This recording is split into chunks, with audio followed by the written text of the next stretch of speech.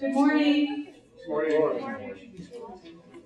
Hope you're doing well on this beautiful June day. It's not nearly as humid as it was yesterday, so hopefully it won't get there, but we'll be inside this wonderful space enjoying air conditioning for most of the day.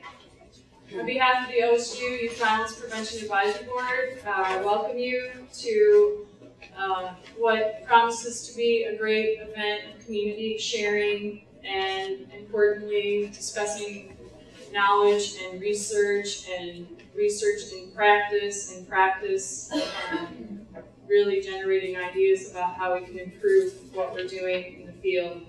Today you're going to hear from experts across a wide range of fields, from law enforcement to public health to youth, striving to make our community better.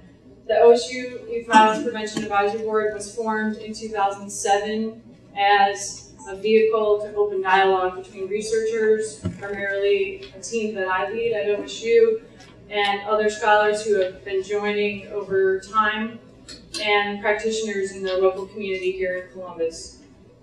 We have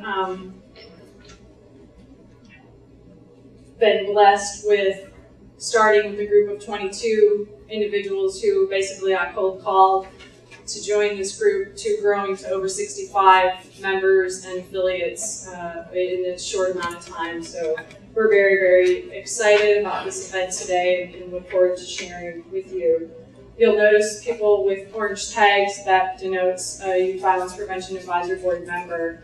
And you can ask any of us about how you would become a member of our elite club, and we'll tell you all about it.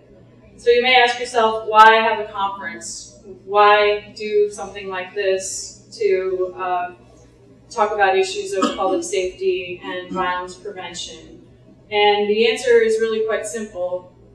The violence problem is a complex problem. We need knowledge. We need the latest knowledge. We need the most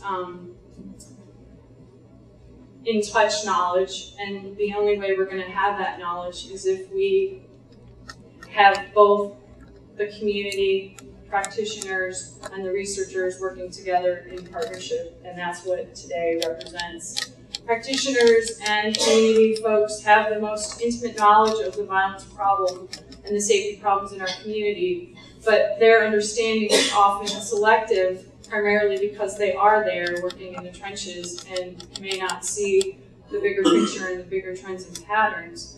And researchers are often just getting slightly in to what's really going on and may not capture the full depth and understanding of what's going on. By working together in collaboration, research is stronger, research is richer, and our understanding grows, and practice is more informed, and we're all better off. We've been engaged in those kinds of discussions and dialogue in the advisory board, and we see this conference as a way to take our message to the larger audience, and that is you, the community in Columbus. And we also have the benefit of a variety of speakers who we've flown in from other places around the country to bring us more resources and more information than what we already have here. We really are hopeful that this day and subsequent interactions that we have after this day will spark more collaboration and more dialogue and discussion ongoing, and that the community of practitioners and community residents really do see researchers as a resource for the work that you're all trying to do, because there are many researchers who really do want to make a difference in the real world, and all of the speakers who are presenting today do represent that view. Before we begin our official program, I'd like to acknowledge several really important people who made this day possible. And I'll start with Anita Parker, who is my main staff person, who has really done every detail, every part of planning this conference and making it happen. I had a bright idea, I brought it to the board, tried to get the board excited about it, but without Anita, this would have never happened because she has worked so hard and just at such a high level of professionalism that, you know, I'm in awe of the work that she's done in putting on this conference. And I'd also like to thank Colin Oden, who has been responsible for all of the technical direction of, you know, coordinating all of the presentations that you'll see and really helping, and completely as a volunteer, not a paid staff member on my team at all. But I think that the work of these two individuals in particular demonstrates the commitment and passion that our team has for really trying to make a difference in the community. And we hope that you will enjoy that and embrace it and find ways to get involved in our work.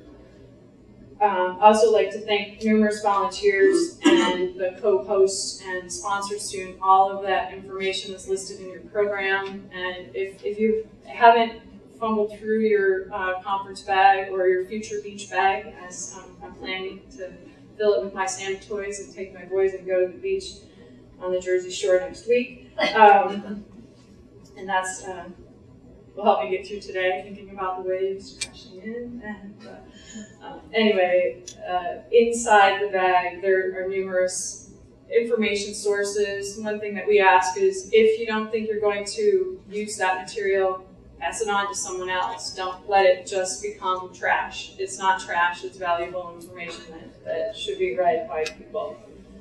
And also I'm just going to name many volunteers who stuffed those bags, who did all the things that you're seeing today. Ashley Hicks, Shelley Bloom, Juan Martinez, Yasmin, Chris Riley, Sarah Wallace, Christine Schraff, Kyra Crockett-Hodges, Quentin White, who is responsible for videotaping all the sessions today, and later we hope to be able to edit these sessions and have the whole entire conference broadcast on the website or excerpts from the conference to continue the sharing of knowledge.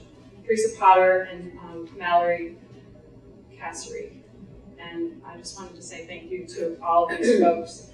And now Chris Riley is going to give you a little bit of information about the logistics of the day, and I will introduce the keynote speaker. Thank you. Good morning, everyone. Morning. Morning.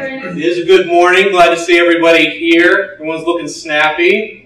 Sharon looking marvelous. Dr. Nestor said, forget the elevator. He walked up all 31 flights of stairs. Let me get to the logistics. Facilities, maps of the venue are at the front desk. You probably received a lot of information already. Cell phones, if you would be kind and silence your cell phones. They may interfere with some taping, and of course they may disrupt the speaker and presenters. Information table for any lost and found items. We are not responsible. Interesting disclaimer there. But if you have questions, feel free to visit the front desk. The schedule is provided within the program, and there are more at the information table. There are 4 tracks clearly delineated in the program and color-coded for your convenience. Be aware the space is limited by room size, which means select early and get a good seat. Breaks are 15 minutes long. Please return to rooms in a timely fashion. Very important part, lunch. The box lunch will be served behind the sign-in table. Feel free to carry your lunch throughout the poster session taking place in the hallways here. And find some spot that's comfortable for you. Network a little bit with the other attendees. Take the opportunity to get to know someone you don't already know, or reacquaint yourself with someone you haven't seen in a long while. Take advantage of this time. T-shirts and book sales is a fundraiser for SAVE. Several authors have tables where their books are available for sale and signing. Additionally, SAVE organization will be selling conference T-shirts. Do we have a T-shirt? Well, there is a T-shirt. The same image is on right there. Available for $10 and a limited number of Dr. Wilkinson's book for $20 as